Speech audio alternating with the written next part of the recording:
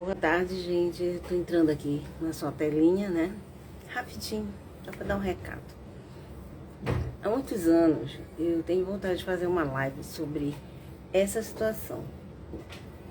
Mas na época, ou no momento, eu não poderia estar fazendo exatamente porque eu estava em um local onde eu estava trabalhando e onde toda essa situação e essas problemáticas aconteciam. Portanto, eu esperei esses anos todos para que eu pudesse retirar e falar.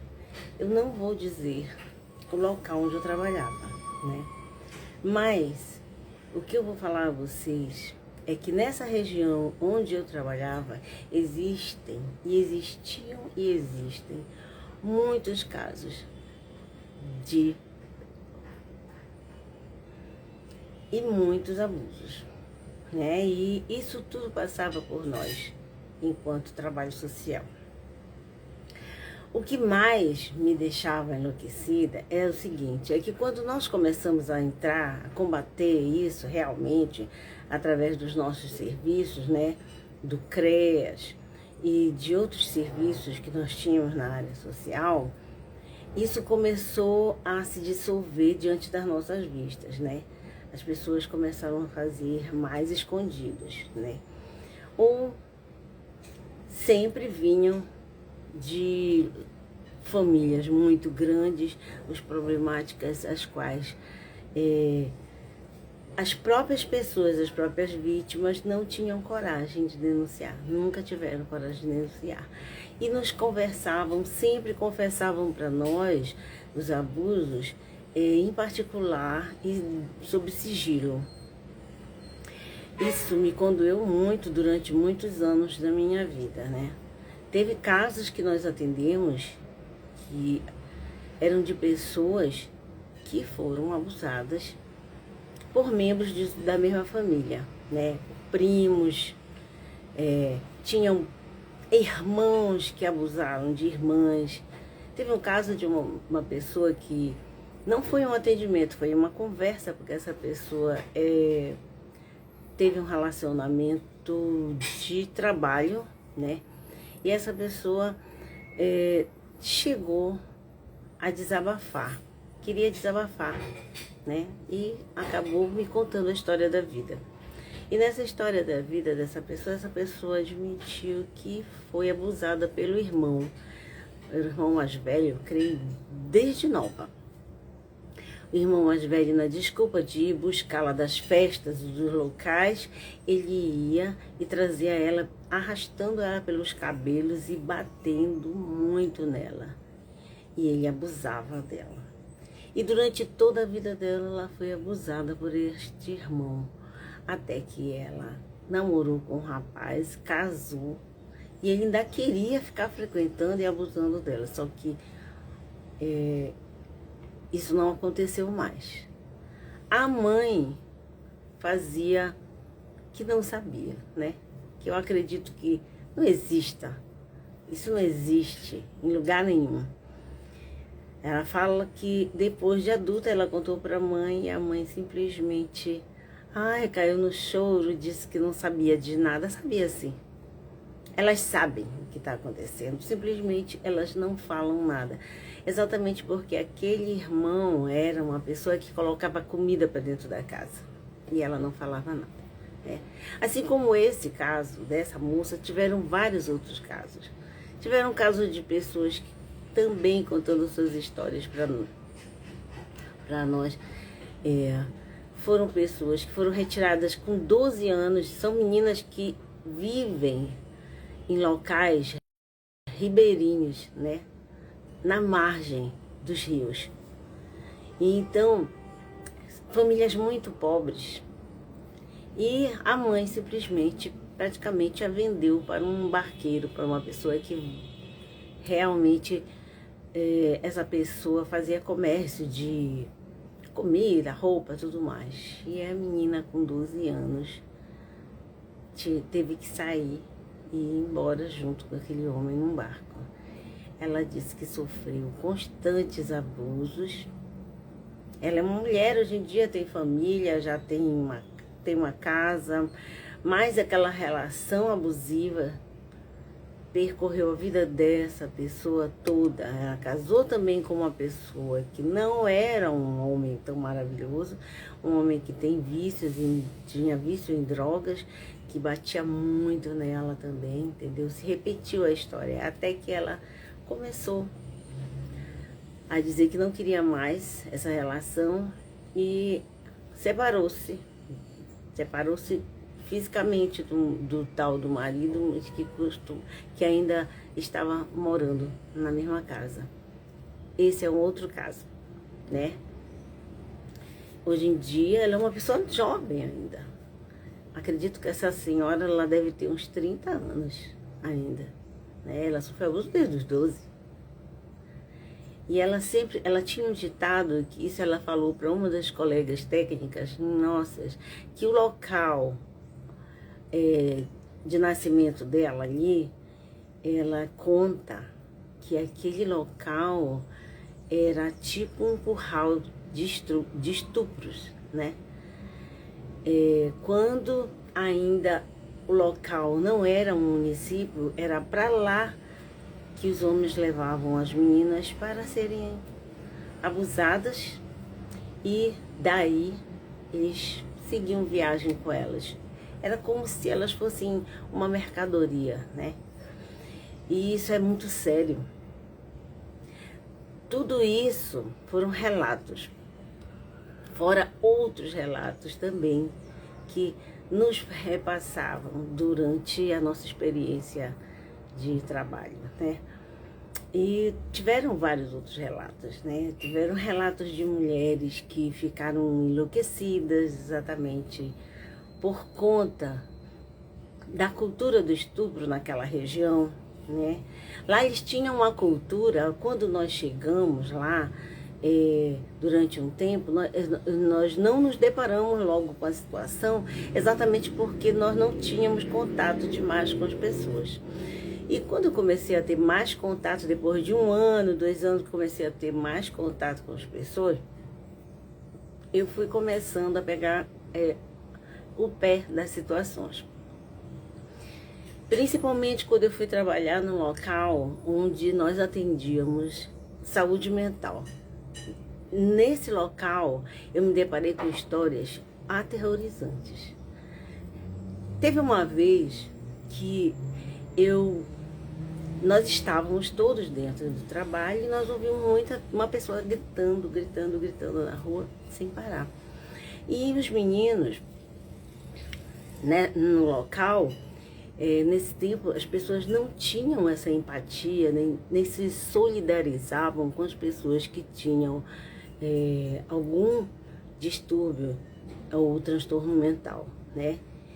Eles faziam graças, jogavam pedra, achavam graça, instigavam aquela pessoa, né? Ah, olha, lá vai a doida, sabe? Essas questões todas. Parecia, assim, uma coisa da Idade Média, né? Então, nós ouvimos muitos gritos e era uma mocinha gritando só de shortinho e de top. E nós ficamos escandalizados com aquilo, mas o que está acontecendo? Fomos e pedimos para eles saíram e fomos, chamamos, alguém foi, pegou ela estava muito agitada, ela estava em surto, a moça estava em surto. E foi até que trouxemos ela para lá e ela foi um pouco acalmada, levaram para casa e ela começou a fazer tratamento por lá, por essa instituição. E a partir do momento que essa moça começou a fazer o trabalho naquela instituição, ela foi falando. Como ela ainda estava em situação, naquela questão do surto, ela falava as coisas, né? Ela não falava coisa com coisa, mas tinha algumas coisas que ela falava que eram acontecimentos, coisas que tinham acontecido. E a partir dos relatos dela, depois, quando ela foi começando a ser medicada e foi conversando, ela foi falando o que acontecia com ela. Ela entrou em surto porque ela começou a se relacionar com um rapaz e usou algumas drogas. E aí Quando ela saiu do surto, ela falou que ela foi violentada por mais de uma pessoa. E lá eles tinham essa cultura, né? Nessa época eu me lembro bem que eles tinham uma cultura de estupro que eles chamavam de raspinha, raspadinha, raspinha, né? Que eles pegavam, né? E faziam essa sequência com uma pessoa. E ela ficou muito traumatizada na época e colocou para nós essa situação. Inclusive, na época, ela denunciou para nós pessoas que pertenciam ao Conselho Tutelar. E eu comecei, a partir daquele momento, eu comecei a desacreditar totalmente no que fosse Conselho Tutelar em municípios. Eu comecei a desacreditar na política, em políticos, e comecei a verificar que isso tudo era uma luta muito maior do que nós estávamos imaginando que fosse. Não era uma luta para um só profissional, era uma luta para todos os profissionais. Mas o que acontece no Brasil, não só naquele município, não só naquela região, não só num estado, como no Brasil de um todo, o que acontece é que as pessoas que são vítimas de abuso, a maioria dessas pessoas, elas têm conivência dos seus parentes, né? Tanto o abusado quanto o abusador. Geralmente, as pessoas que cometem abuso, elas têm parentes na política, elas têm parentes no conselho, elas têm parentela em algum local. O que acontece é que esses crimes acontecem e eles seguem avante como se nada acontece com essas pessoas que cometeram esses crimes. E quando você verifica, entra político, sai político e tudo continua do mesmo jeito. Porque há uma conivência, há um silêncio geral de todos os que estão ali, porque são famílias. As famílias se unem em prol de dar continuidade àquela família e deixam aquela pessoa enlouquecida. A pessoa que é abusada continua sendo abusada durante um tempo, a não ser que aquela pessoa saia daquela família e vá embora. Quando são abusados por familiares. Teve o caso de muitos casos assim que nós atendemos, né? Teve o caso de pessoas, de menores, de jovens que foram atendidas. Teve caso de uma jovem que foi atendida totalmente em surto. E assim, os casos que nós atendíamos, que na época, eu me lembro, os casos que eu vi serem atendidos como de jovens, tinham jovens que tentavam se matar, né? Cometer suicídio, tinham jovens que se cortavam, né? E você pergunta, por quê? Muitas jovens não querem falar. Aquelas jovens que conseguiam falar algo, você não pode passar adiante por uma questão de ética, a não ser que elas estejam em sofrimento e elas estejam, sim, precisando e sofrendo risco de vida. E risco de sempre estar ali em convivência com aquela pessoa. Era quando a assistência entrava e aí dizia, não vai ficar ali. Ah, porque não pode ficar sozinho. Se você deixar sozinho, a gente responsabiliza você se a pessoa voltar em surto. Aí pronto. Porque aí eu metia. A gente vai e entra com a lei, entra com o Ministério Público, entra com a responsabilidade familiar, né? Era quando esses jovens eram cuidados. quando nós chamávamos toda a família. E quando a gente dizia que ia responsabilizar, sim.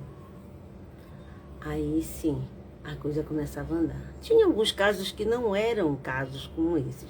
Eram casos somente de traumas, porque sofreram separação entre pai e mãe e tudo mais. Não era um caso de abuso, né? Mas os casos de abuso eram muitos, né? Até hoje eu fico me perguntando sobre um caso que eu presenciei, foi na época da pandemia, em que um garotinho que frequentava um projeto de futebol, esse garotinho, ele se suicidou e se matou. Agora, o porquê dessa criança não ter aguentado ficar naquele tempo dentro daquela casa, daquele local, entendeu? A gente nunca vai saber o porquê. Até hoje nós nos perguntamos, né? Até hoje eu me pergunto, não sei se outras pessoas se lembram disso, mas eu me lembro, né? É uma vida que se vai, é alguém que você perde, né? E sem saber o porquê se foi. E por que aquela criança, não, foi de repente. Não é de repente que uma criança de 10 anos decide simplesmente tirar a sua vida. Não é de repente. Aquela criança estava tão agoniada que resolveu que não queria mais alguma situação que estava insuportável, insustentável. E geralmente essas situações naquela localidade são situações de algum tipo de abuso físico ou psicológico. E tudo isso acontece principalmente nos lugares mais ermos e mais longínquos do Brasil, nos interiores, nos locais de ribeirinhos, entendeu? Nos locais onde tenham pouco acesso. Porque lá estão as pessoas que têm mais poder naquelas localidades. Eu digo sinceramente, por mim, que eu resolvi encerrar minha carreira enquanto assistente social, exatamente porque eu já estava cansada de ver e ouvir as histórias todas que se passavam exatamente dos abusos e também de ver que muitas pessoas que tinham poder e que tinham como fazer mudanças e leis dentro dos locais estavam envolvidas naquelas situações. Aquilo tudo me causou um nojo tão grande quando eu soube que determinadas pessoas, até ontem eu vi uma fotografia de algumas pessoas que há muito tempo eu não via na internet, eu vi uma fotografia de algumas pessoas que estavam envolvidas com esse tipo de situação, né? Com pessoas, com meninas novinhas, pessoas assim. E com a exploração de meninas novinhas, né? Então, aquilo me causou uma repulsa tão grande, um nojo tão grande na época, que eu resolvi que eu iria pedir a minha saída mais rápido possível daquele lugar. Porque já não dava, não condizia mais com a minha existência, nem condizia mais com a minha ideologia de vida, e nem com os meus valores, nem com o meu caráter, nem com nada. E que se eu não podia fazer nada, absolutamente nada, ou o que eu podia estar fazendo era pouco em relação ao o tanto que existia, era melhor eu sair. E foi o que eu saí. E assim, eu digo, eu não levei avante, porque isso faz até um mal, sabe? A saúde mental da gente vai embora. A nossa vida vira de cabeça para baixo, né? E fora outras pessoas que nós vimos tantos casos, como pessoas que se envolviam em cargos em que eram responsáveis pela segurança das pessoas né, que chegavam com aquele papo maravilhoso, envolvidas com essas situações. Até teve uma situação que uma determinada pessoa que se envolvia com a segurança de algumas pessoas achou que eu tinha feito alguma denúncia contra a pessoa, e na realidade não fui eu, né? Não fui eu que fiz a denúncia, não. Foi uma outra pessoa que fez a denúncia. E essa outra pessoa que fez a denúncia me falou. Veio e me falou, pensam que foi você, mas foi eu, a pessoa me falou. Eu disse, foi? Pois eu levei a fama. Ela disse, pois é, mas fui eu. Entendeu? Então, tipo assim, as pessoas veem, mas as pessoas, elas fazem suas denúncias sem aparecer. Porque é uma rede de bandidismo, é uma rede de bandidismo, né? Então, há um temor, sim, há um temor. Nós, enquanto técnicos, nós, enquanto profissionais na área social, né? A gente passa por algumas agruras, tem gente que tenta vir em cima da gente. E eu resolvi sair de tudo isso, porque eu já não queria mais viver naquele clima de tensão, né?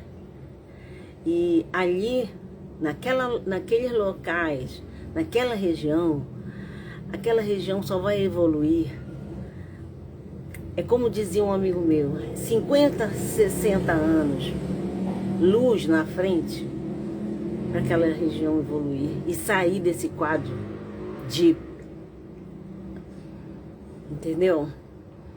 E muita boa vontade. Ali naquela região só tem duas pessoas que têm muita coragem de peitar todo esse tipo de sujeira, que são Irmã Henriqueta e Dom Luiz Ascona. Só tiveram esses dois. E o mais incrível de tudo, gente, pasmem, é que quando essa senhora, essa irmã, que é uma irmã da Igreja Católica, quando ela está no município para falar sobre o assunto e reunir todas as pessoas responsáveis que possam estar fazendo parte da rede de proteção, todos eles, todas as famílias dos... Vocês sabem o que? Estão lá presentes. Todos. Como se fossem maravilhosas e boas pessoas. Pessoas realmente de família. Então, há muita hipocrisia no meio disso tudo, entendeu? Enfim, parabéns ao Felca, porque ele lá na área dele, aqui na área dele, dentro das redes sociais, onde ele tem esse trabalho maravilhoso, esse trabalho de serviço, que é um serviço, né? É uma prestação de serviço público, sabe? Parabéns a ele pela coragem e pela disposição. Nós agradecemos, eu pelo menos enquanto assistente social agradeço, porque eu saí do meu trabalho, porque eu já não aguentava mais ver tanta nojeira que eu vi. Parabéns, nós agradecemos. É uma alma de luz, é uma alma boa, é um anjo. Namastê, que Deus te proteja e proteja todos aqueles que fazem um trabalho desse, tá? Vejam o vídeo do Felca e acreditem, nós podemos denunciar. Denuncie, mesmo que seja sem aparecer. Ligue, Disque 100 e denuncie. Na sua cidade, denuncie todas as pessoas que fazem esse tipo de abuso. Certo? Tchau, tchau.